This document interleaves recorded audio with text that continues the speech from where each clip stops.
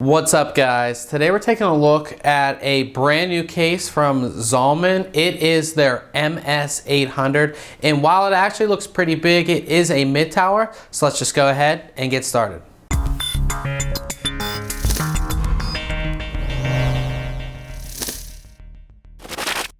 If we start at the front of the case here, you can see we have an all mesh design. That's going to allow air to actually, very easily flow into the case. You have all bays right here. The entire front of the case is all bays. Now, the first 6 can be used for 5.25 inch optical drive bays, and they do have one right here that does have the little adapter, so you can install a 3.5 inch external drive if you want.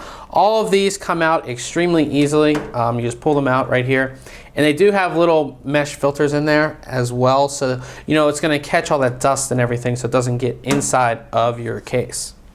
At the top of the case is where you're going to find all of your connections. So you have 2 USB 2.0 ports right here, 2 USB 3.0 ports right here. You have your speaker and microphone connections, and in the center of all of that you have a fan controller, simple low to high fan controller, which will control all of the fans inside of your case. And then you have large power and reset buttons right there. Behind that is a little spot where you can put maybe a cell phone or portable hard drive that you may have connected to one of these USB ports. Moving back, you're going to have a pretty cool looking mesh section, and behind it is a 120 millimeter cooling fan. Now there is room for another 120 millimeter cooling fan, but it is not included. The side panel of the case is pretty plain. There is a little MS800 logo in the bottom corner. Now, there is an MS800 Plus, and that does have a side panel window. At the back of the case, you have a 120 millimeter exhaust fan. Below that, you have 2 water cooling holes, although they are extremely small, so I really wouldn't see any serious water cooling person really use them. You have your expansion slots, and of course your power supply is going to be mounted on the bottom of the case. Now, with that, you have a little filter here, and these are plastic filters, pretty heavy duty plastic filter that goes along the entire bottom of the case. And you can see how easy it was to take out, and it's just as easy to get right back in there. Of course, with this case, you do have thumb screws on both side panels, so they're going to be extremely easy to take off. Moving inside, we can see that Zalman uses this little retention bar right here.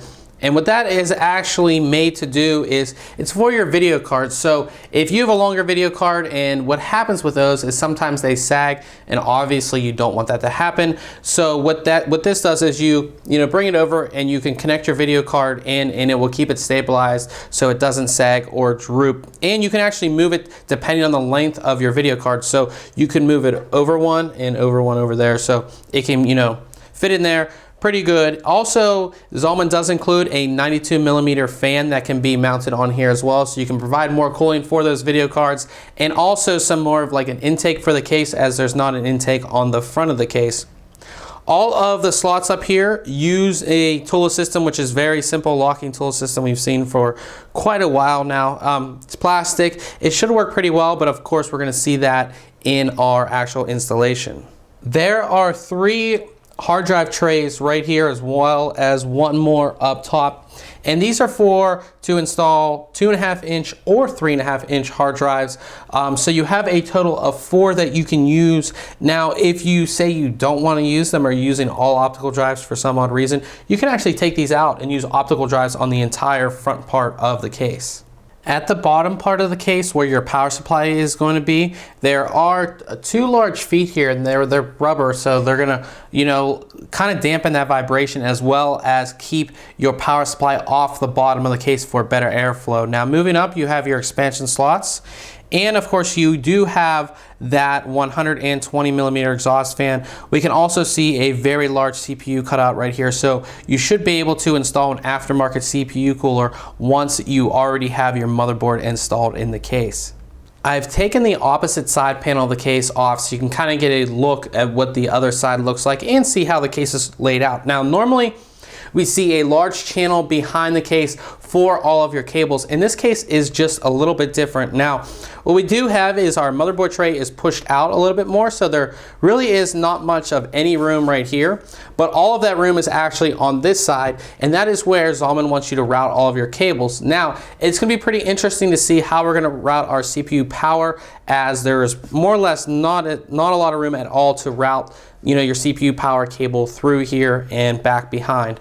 But on this side, of course, there is quite a lot of room, more than enough to, you know, route all your cables. And Zalman has included quite a lot of tie down points all over here, so you can, you know, tie all those cables down as well. One more thing I wanted to point out is that the fan controller here has 2 sets of leads with 3 connections each, so that is a total of 6 fans that you can have installed on the included fan controller, which is definitely a plus. So this wraps it up for our overview video of Zalman's MS800 mid-tower case.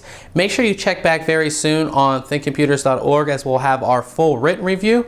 And remember guys, if you like our videos, why don't you subscribe? Catch you guys later.